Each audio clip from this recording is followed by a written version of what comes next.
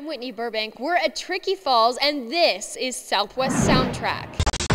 Over the past few years, El Paso's music scene has been growing,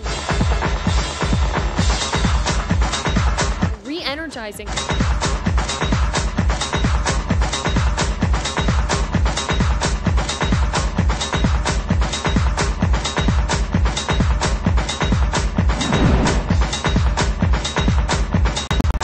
That was just a quick look at SMG's Halloween party.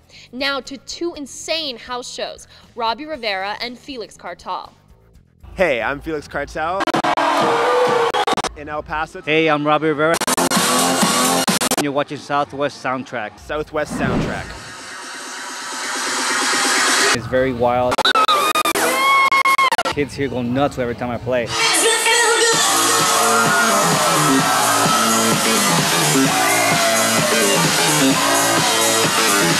The crowd is right there in your face, so you know it's you feel the energy really close, and you kind of feel what they're feeling like at the moment. It's cool. I like it.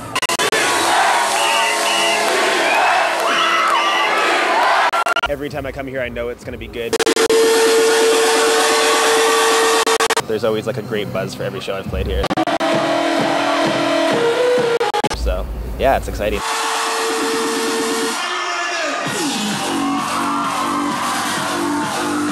Every time people ask me where I love playing, I always say El Paso because, I don't know, it's that border vibe or something. Something about being close to the border. You guys just go crazy here. I love the fans here. They're really energetic and they're fun. I'm actually sitting on the stage here at Tricky Falls, a new venture from Jim Ward. The homegrown musician turned entrepreneur gives us an exclusive tour of his two new venues. Open Anchor is everything I wanted it to be. And when this came around, it was like, I want a rock and roll bar.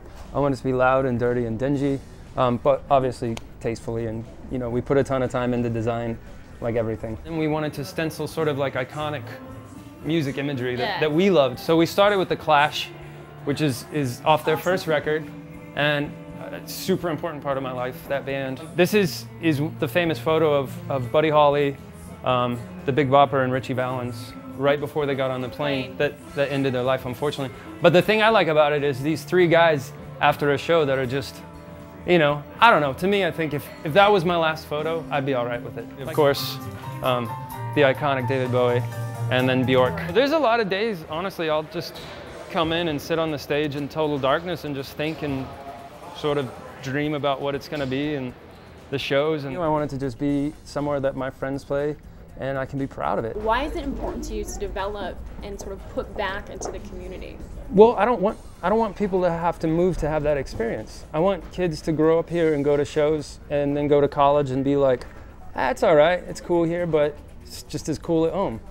You know, my generation didn't necessarily have that. A lot of my friends moved and were like, New York's way better than El Paso. Okay, that's fine. But I would rather put in the time and the energy to make this just the best city that we can make it, and not have to have a reason to move. What better place to play as Sparta after years of hiatus than your own club? Now to a look at their reunion show played right here.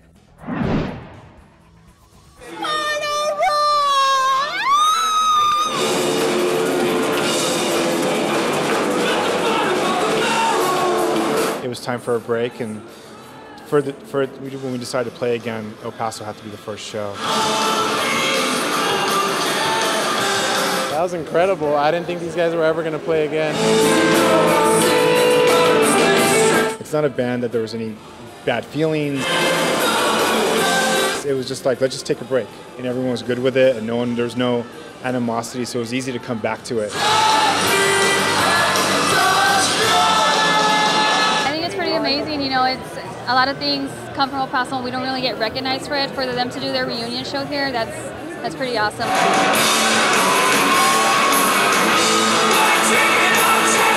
I came from Kansas City, Missouri, and I was very pumped for tonight's show. I've been waiting on this for about 2 weeks now. I've been planning this road trip for a while. 4 days on the road coming out here. Man, it's awesome. Awesome. Now to two local acts that couldn't be any more different. Americana and Electro, the Lusitania and Bulletproof Tiger.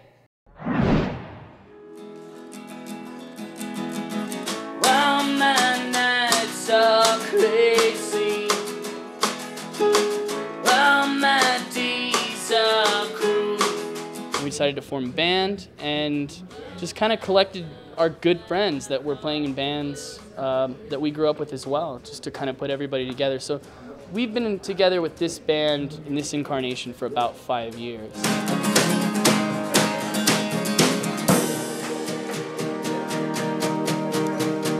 Bit about what influences your band. We all grew up on punk rock, you know, so we definitely bring that to the table, and we're also, you know, we have some people in the band that really love like Hank Williams and like old country, like actual, you know, country music, and then we have people that, you know, like I love Bruce Springsteen. So I think taking that punk rock and that Americana rock and roll and mixing it kind of with country is kind of what defines, if you wanted to describe our sound. There was a girl, get on the plane, angry bird.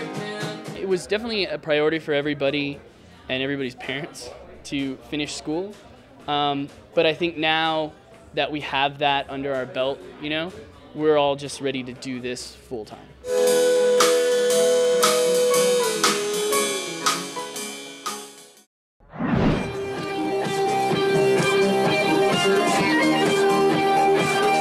Started with the name, and we thought the name was a good like attitude starter. And when we get on stage and we're in those masks, it just gets so it just gets crazy. How psyched were you guys to know that all this hard work that you guys were putting into this was going to be so people could hear your music wherever they're at? This is something that we've always dreamt of, and for it to be something that can, you know, pay the bills and go out and have fun, like that's the ideal life for me. I'd love to be touring, playing big shows, and really like touching people the way that I was touched by other bands. It's both of our first actual release with any group that we've ever had, so it really means something to us, really, really special.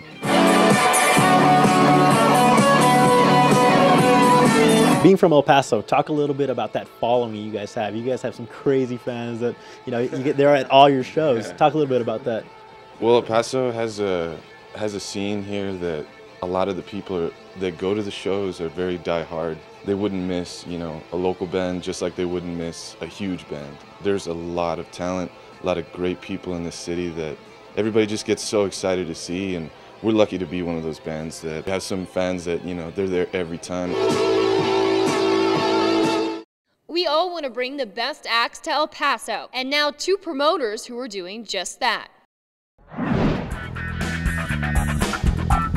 Lowbrow has been open since March of 2011. We felt like there was a void in the live music scene in El Paso, so we're just trying to fill that void. You can expect a lot from us. We want to make our fans and our patrons happy, so we're going to try and bring them some entertaining shows. Everybody wants to play here because it's really, really pretty and it sounds great.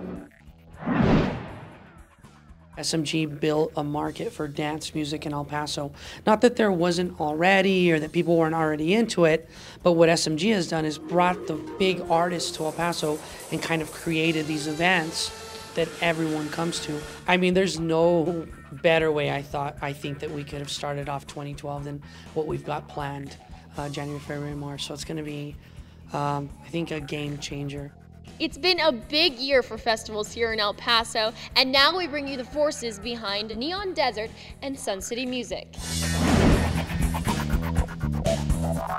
We're already starting the planning process for Sun City Music Festival for 2012, and again, we're shooting for the stars on this one. I mean, you know, we had the #1, or who was the #1 DJ in the world, headlining or being one of the major artists for SCMF. We had the biggest DJs in the world for 2011, so you can just imagine what we have to do in 2012 to make it, to top that. Yeah, I mean, it's going to be big. Since the inaugural Neon Desert in April, we've been back to work immediately on Neon Desert 2012. We're going to keep everything the same. It's going to be a one-day fest. We'll have 4 stages, probably around 30 or so bands again.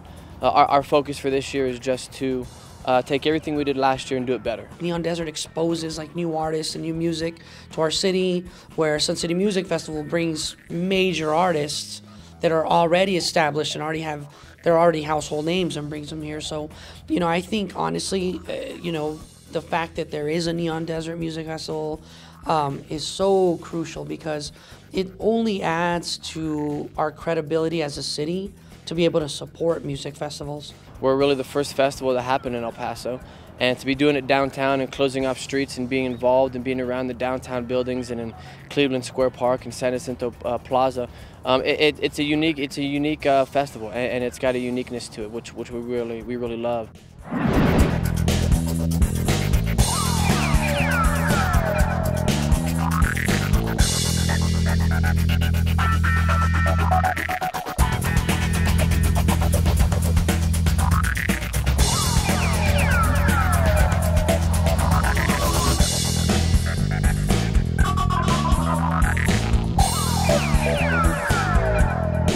Thank